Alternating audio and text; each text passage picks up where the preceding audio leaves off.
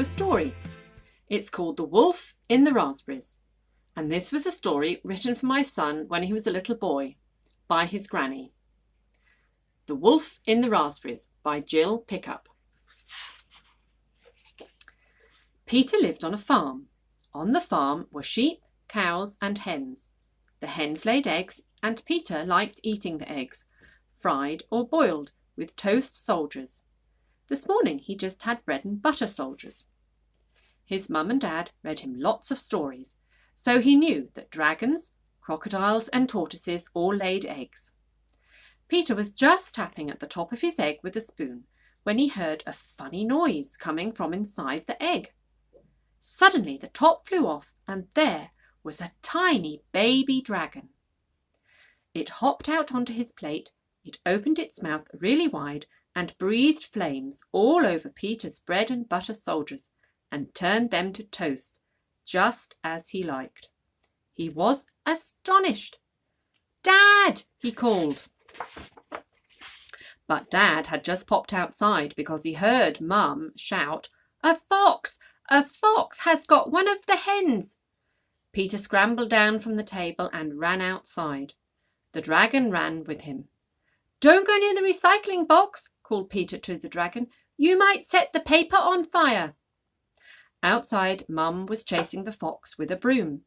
It had a chicken in its mouth and was running towards the field. "Leave it to me," said the dragon, which seemed to have grown remarkably quickly and was now nearly as tall as Dad. The dragon sat back on its hind legs and sprang forward, rather like Peter's cat.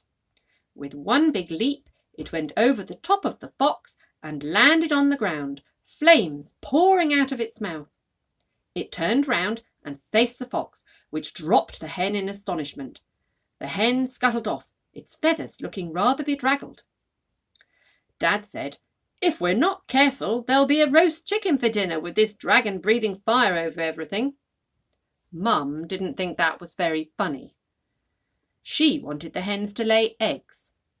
By now the grass was beginning to burn up as the dragon stood there panting. "I'd better get my fire engine," said Peter. Just then his two-way radio rang. It was the chief fire officer. "You need to get here at top speed," he said. "It's an emergency. The grass is on fire. Can you come at once with your hose?"